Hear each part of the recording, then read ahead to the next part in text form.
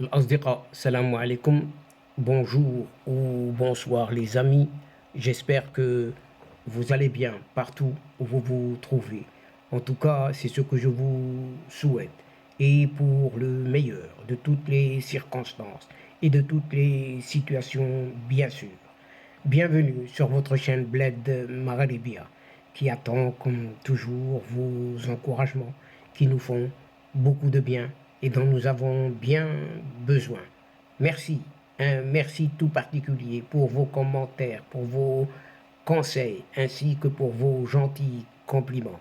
Mais n'oubliez pas, chers amis, de vous abonner pour rester très informés. Nous avons besoin de vous. Donc, restez branchés avec nous. الأصدقاء نتمنى تكونوا بخير وعلى خير أينما كنتم. أهلا وسهلا بكم ومرحبا بكم في قناتكم. Cette séquence vidéo vous revient une nouvelle fois pour toujours se pencher décidément sur cette Algérie dite nouvelle où de nombreux secteurs privés dont les travailleurs surtout seront interdits de leurs droits le plus élémentaires, les droits sociaux et les plus fondamentaux. En effet, entre autres de tous ces droits, eh bien celui de faire grève vient d'être purement et simplement, pour ainsi dire, assassiné, passé sous la guillotine du régime algérien qui a mis en place une certaine interdiction, effacée. Cette grève, désormais, c'est fini, terminé pour tout travailleur, pauvre salarié, algérien, algérienne, dans une nouvelle offensive contre les droits sociaux. Cette fois-ci, les autorités algériennes ont dressé une longue liste, très longue liste même, de professions qui n'auront plus le droit de faire grève et d'autres pour lesquelles un service minimum devra être assuré, alors que les syndicats appellent à riposter, mais ils battent de l'aile à défaut de battre les pavés dans la rue. Terminé, c'est fini. Est-ce la fin du droit de grève pour autant en cette Algérie? Car la question est désormais inscrite à l'ordre du jour. En effet, un décret publié dans le journal officiel de ce 23 octobre dernier dresse une liste exhaustive de fonctions et de secteurs pour lesquels les mouvements sociaux ne seront plus tolérés du tout. Signé même par un certain Premier ministre qui s'annonce ainsi, ce Ayman Ben Abdelrahman. Le texte concerne en premier lieu la défense et la sécurité nationale, ainsi que les services de l'intérieur, de la justice, de la protection civile, des affaires étrangères, des finances, des affaires religieuses, des transports, de l'agriculture, de l'éducation, de la formation professionnelle et de l'enseignement, etc., etc. Et ça ne s'arrêtera pas là. Concrètement, non plus le droit de tout simplement débrayer ou de participer à des mouvements de protestation. Les magistrats, cette fois-ci, les fonctionnaires nommés par décret en poste à l'étranger, les douaniers, les corps de l'administration pénitentiaire, les imams, les contrôleurs de la navigation aérienne ou maritime, les personnels des services de sécurité, les agents de protection des sites et des établissements, ou encore ceux qui appartiennent aux corps spécifiques de l'administration, des forêts, les directeurs des établissements publics, de l'éducation, les inspecteurs de l'éducation et de l'enseignement professionnel. En quelque sorte, tout le personnel, tous les salariés de cette Algérie, on leur a interdit le plus simple des droits sociaux. Tout simplement, une Algérie qui va tout droit vers une restriction d'un droit purement constitutionnel pourtant, qui est celui de la grève. Rien que cela. Le pouvoir justifie ces restrictions par la volonté de maintenir une certaine continuité des services publics essentiels et d'assurer l'approvisionnement du pays et de la population en biens essentiels, comme si on avait, dont l'interruption pourrait exposer le citoyen, la citoyenne à des risques pour sa vie, sa sécurité ou sa santé, ou potentiellement conduire par les conséquences de la grève à une crise grave, dit-on.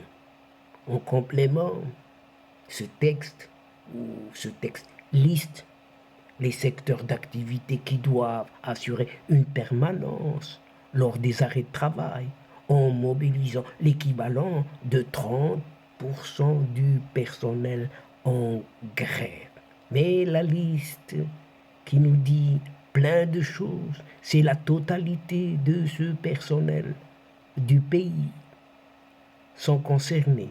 Le personnel des urgences médicales aussi, les laboratoires d'analyse, les services chargés de la production, de l'approvisionnement et de la distribution des médicaments et du matériel sanitaire, les services de transport des produits reconnus dangereux, rapidement périssables ou liés aux besoins de la défense nationale, les services d'inhumation, même cela, et des cimetières, des services liés au fonctionnement des réseaux nationaux, de télécommunications, de la radio, de la télévision, des services de désinfection, etc., etc.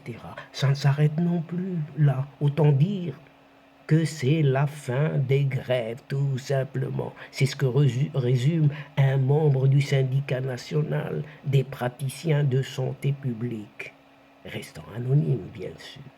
Par conséquent, et au vu de toutes ces restrictions, les syndicats sont très inquiets. Et il y a de quoi, chers amis. Voté en mars dernier par le Parlement, cette loi sur la prévention des conflits au travail et sur l'exercice du droit syndical a suscité très vite l'inquiétude des syndicats.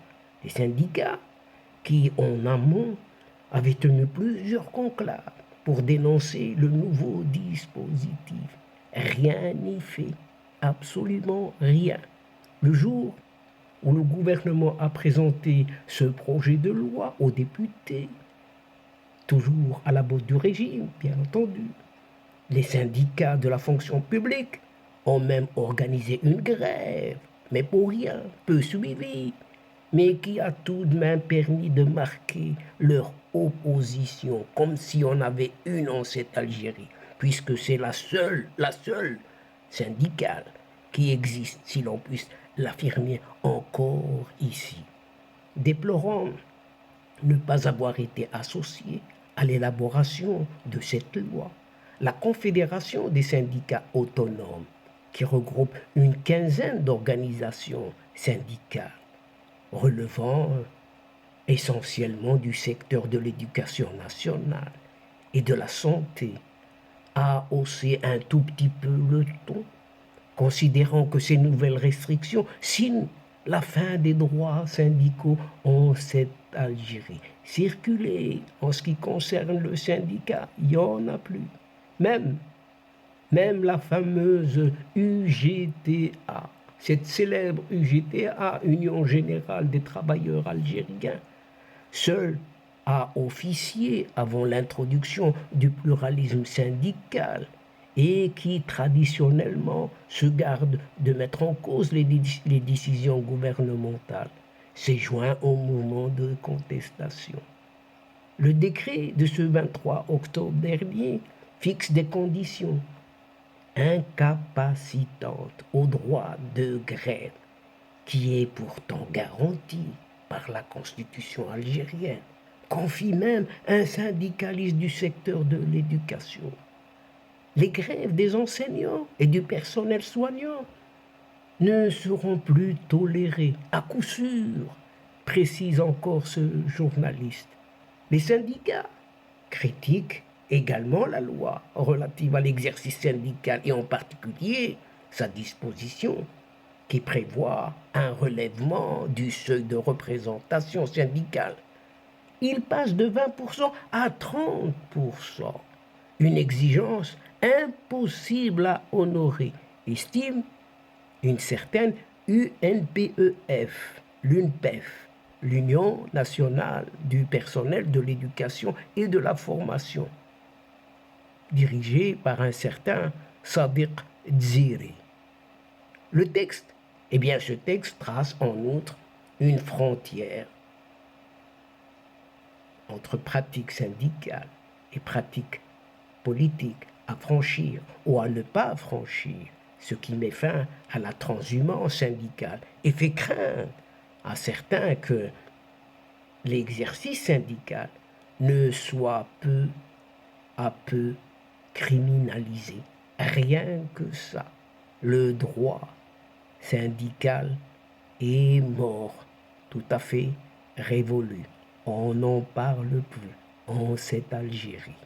Il s'agit là d'une régression des libertés et de l'exercice syndical. Et là aussi, c'est le moins que l'on puisse affirmer. Liberté, régression des libertés, et constitue un précédent. Et c'est un précédent dangereux, très dangereux même. S'inquiète un professeur du secondaire qui appelle les organisations concernées à se concerter pour organiser rapidement la riposte avant que ça soit une fin, mais vraiment définitive.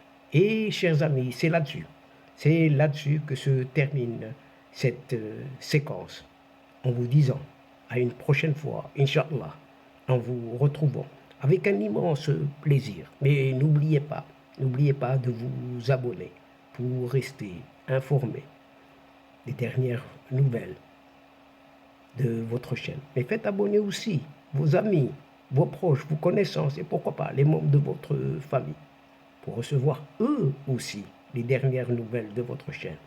En vous remerciant pour votre suivi, votre fidélité, votre soutien. Mais n'oubliez pas de partager, toujours partager, autant que vous pouvez le faire, tout simplement, là où vous êtes. Faites-le. Nous avons bien besoin de vous. الأصدقاء وصلنا إلى نهاية هذه الحلقة وقبل موعد آخر للمرة القادمة إن شاء الله لا تنسوا الاشتراك لتصلكم الفيديوهات أخرى ونشكركم كثير الشكر على مشاركتكم للمتابعة.